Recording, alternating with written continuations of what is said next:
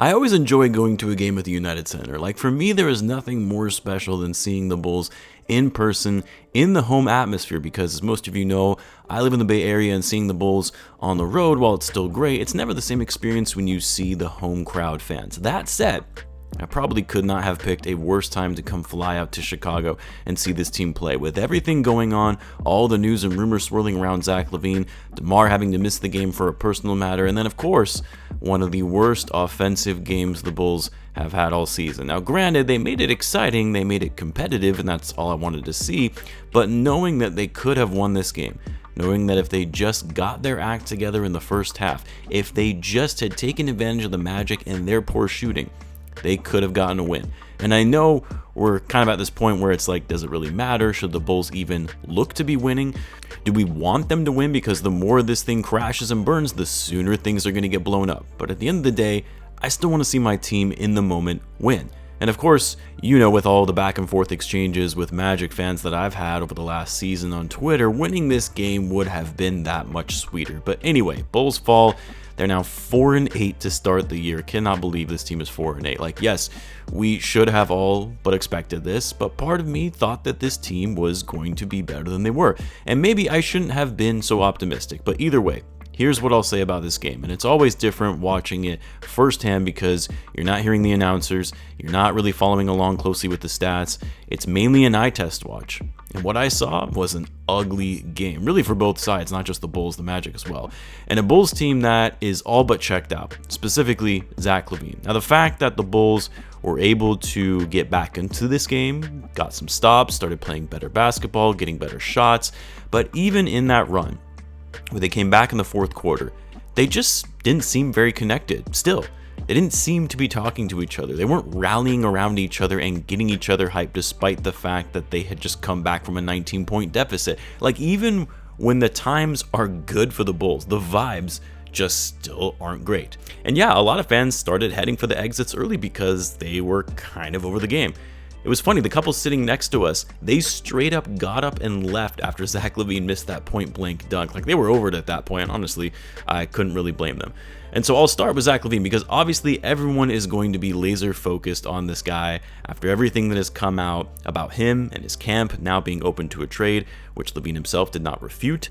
I also spoke to a couple of my contacts on the beat at the game, and it does seem like this is in fact a trade request, but they're not making it public that it's a trade request because of everything that happened with James Harden.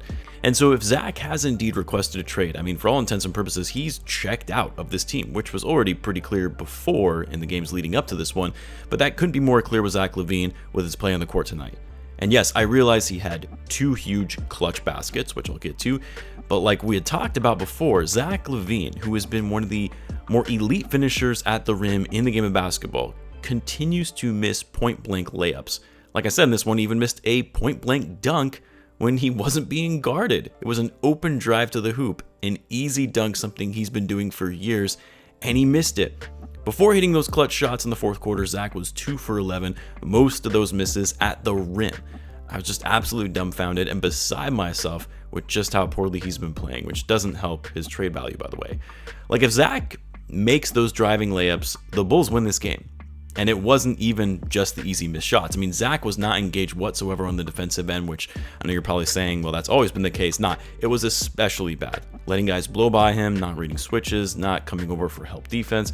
Kind of like on that last play where Banchero scored the game-winning shot. Zach's mind was somewhere else tonight, which, I mean, you can't really blame him. He's been unhappy, he's tired of losing, and he knows his days are numbered here by asking for a trade.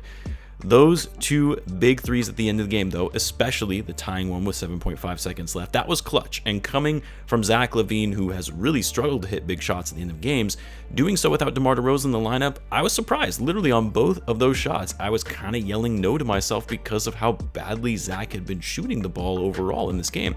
But he knocked them down. Still doesn't take away from his overall poor performance in a game where he really had the keys to be the primary scoring option.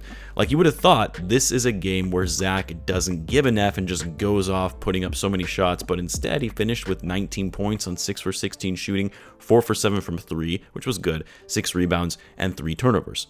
Patrick Williams was back in the starting lineup with DeMar being out. He actually had a decent game despite completely blowing that final shot where he clearly was not prepared for it with no timeout and had no idea how much time was left on the clock given he dribbled the ball out before getting a shot off. But that aside, what I did like seeing from Pat was he was hustling. He was playing solid defense on Banchero and Wagner, came away with 9 rebounds, a season high for him. We always talk about how he needs to rebound the ball better for a power forward. 9 points, 9 rebounds, 2 blocks and a steal. Got to the line 6 times as well, so that was great to see. Vucevic, another solid game for him against his former team, but at the same time, I've really started growing frustrated with Vucevic in his lack of closeouts that we see from him on defense in the paint. And just contesting shots in general. I get it if you're in foul trouble, but he wasn't for most of this game. And it was like he was just too lazy to close out on guys attacking on the basket. Now, the Bulls fed Vucevic a lot because they were without their starting center, Wendell Carter Jr. He ultimately finished the game with 17 points and 9 rebounds, but he also had 5 turnovers and shot 8 for 18. That was another thing that boggled my mind, was just how poorly the Bulls were at taking care of the ball tonight. Like, is DeMar that much of a positive impact in limiting turnovers, where they're the number 1 team in the league in turnovers, to turning it over 19 times tonight? And then the shooting, just terrible. Obviously, they picked it up in the second half, but they were shooting 28% by halftime. They finished the game 39% from the floor and 27% from 3. They ended up winning the 3-point battle by 1-3, and that's because the Magic are an even worse team than the Bulls with their outside shooting, both in terms of attempts and percentage, but they still couldn't take advantage going up against a team that struggles shooting it from outside.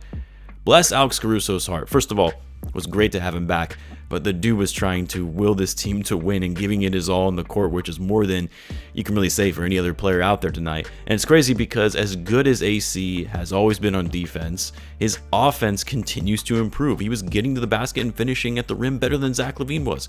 He continued to shoot it well from deep as well, finished the game with 16 points on 5 for 7 shooting, 5 rebounds and 3 assists.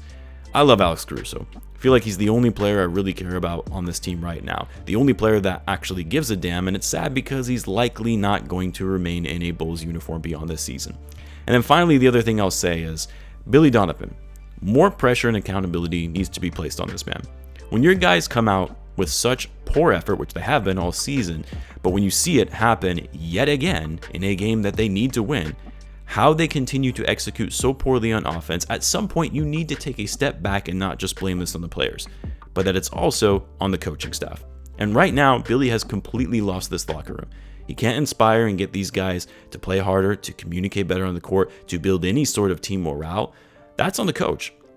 And even that aside, his rotations were very bizarre tonight. Like, I get that DeMar was out, but for a long stretch in the second quarter, he didn't have a single player out there that could generate or create offense. LaVine, Vucevic, Kobe, and Patrick Williams were all on the bench, while you had Alex Caruso running the point with Javon Carter, Drummond for a period of time. They actually had Julian Phillips in there, and Torrey Craig. And it's when you saw the Magic break out in the second quarter and beat the Bulls 29-12 in that frame. That quarter cost them the game. And it's because the Bulls had no way to generate consistent scoring or have a playmaker out there to set up easy buckets. I don't know. I'm over Billy Donovan. I'm over this team. I just want this team winning basketball again. You know, seeing Joakim Noah in the stands, I just miss those days of the Tibbs Bull era where they played hard every night, no matter the circumstances. I'm tired of seeing this team lose. Unfortunately, though, I think we're going to keep seeing more losing before things get better. It was interesting, though. The United Center was not that crowded. The first time I've gone to the United Center where it was by far the deadest that I've seen, and maybe it was a Wednesday night, maybe it was because it was against the Magic, but if people aren't coming out to the stands and watching this team play, spending money on this team, that could get Jerry Reinsdorf's attention. We'll see though. Anyway, I'm going to end it there, guys. Got to fly back home tomorrow. Let me know what your thoughts were on the game in the comments. As always, be sure to subscribe, and I'll see you in the next one.